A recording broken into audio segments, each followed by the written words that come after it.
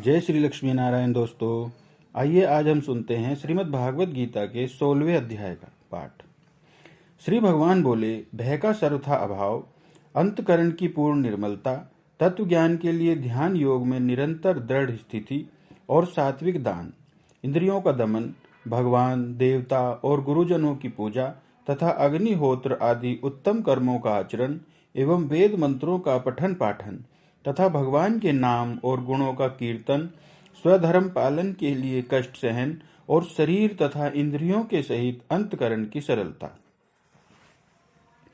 मन, वाणी और शरीर से किसी प्रकार भी किसी को कष्ट न देना, यथार्थ और प्रिय भाषण, अपना अपकार करने वाले पर भी क्रोध न होना, कर्मों में कर्तापन के अभिमान का त्याग, अंतकरण की उपरति अर्थात चित्त की चंचलता का अभाव, किसी की भी निंदा आदि न करना, सब भूत प्राणियों में हेतु रहित दया, इंद्रियों का विषयों के साथ संयोग होने पर भी उनमें आसक्ति न होना, कोमलता, लोक और शास्त्र के विरुद्ध आचरण में लज्जा और व्यर्थ चेष्टाओं का अभाव, तेज, क्षमा, धैर्य, बाहर की शुद्धि एवं किसी में भी शत्रुता भाव का न होना और अपने में पूज्यता के अभिमान का अभाव, ये सब तो हे अर्जुन देवी संपदा को लेकर उत्पन्न हुए पुरुष के लक्षण हैं।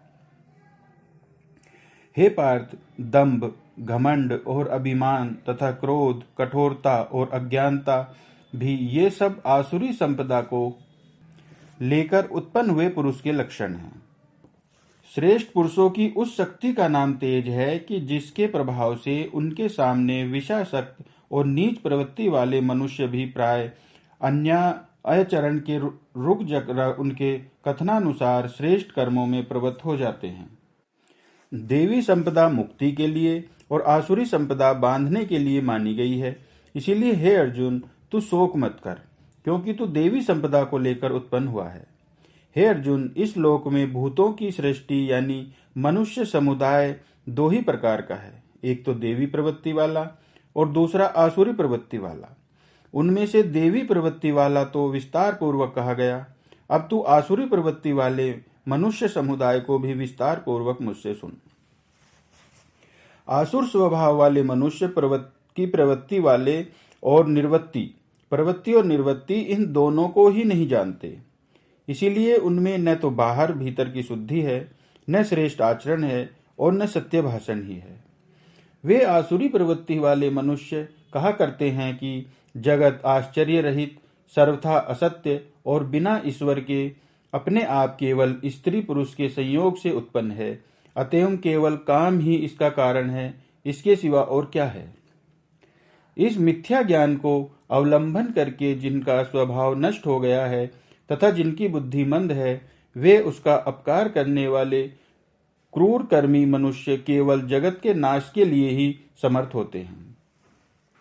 वे दंभ, मान और मद से युक्त मनुष्य किसी प्रकार भी पूर्ण न होने वाली कामनाओं का आश्रय लेकर अज्ञान से मिथ्या सिद्धांतों को ग्रहण करके भ्रष्ट आचरणों का भाषण धारण करके संसार में विचरते हैं तथा वे मृत्यु पर्यंत रहने वाली असंख्य चिंताओं का आश्रय लेने वाले, विषय भोगों के भोगने में तत्पर रहने वाले और इतना ही सुख है इस प्रकार मानने वाले होते हैं।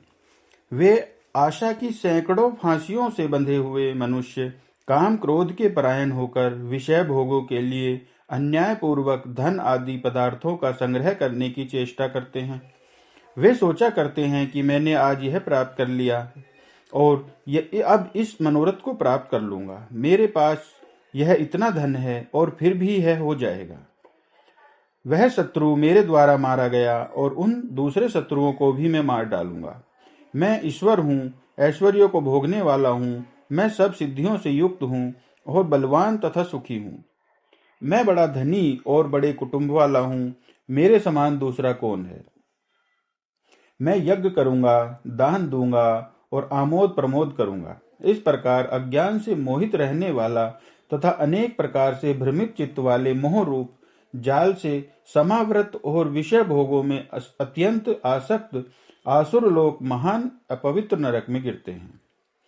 वे अपने आप को ही श्रेष्ठ मानने वाले घमंडी पुरुष धन और मान के मद से युक्त होकर केवल नाम मात्र के यज्ञों द्वारा पाखंड से शास्त्र विधि रहित यजन करते हैं।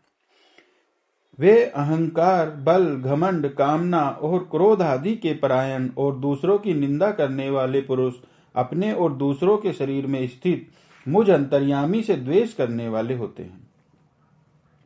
उन द्वेष करने वाले पापाचारी और क्रूर कर्मी नराधमों को मैं संसार में बार बार आसुरी योनियों में ही डालता हूँ। हे अर्जुन, वे मूढ़ मुझको न प्राप्त होकर ही जन्म जन्म में आसुरी योनियों को प्राप्त होते हैं, फिर उससे भी अति नीच गति को ही प्राप्त होते हैं, अर्थात घोर नरकों में पड़ते हैं।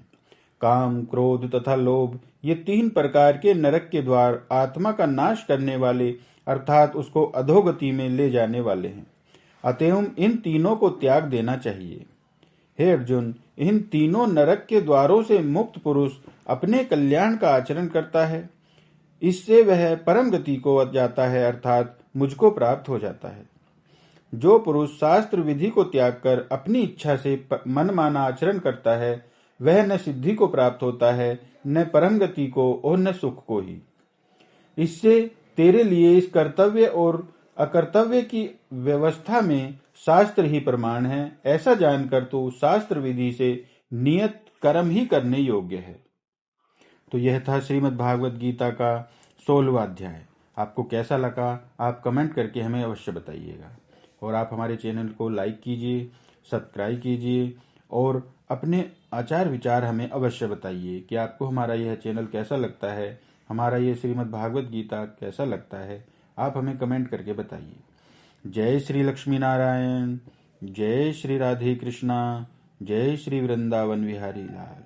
राधे राधे।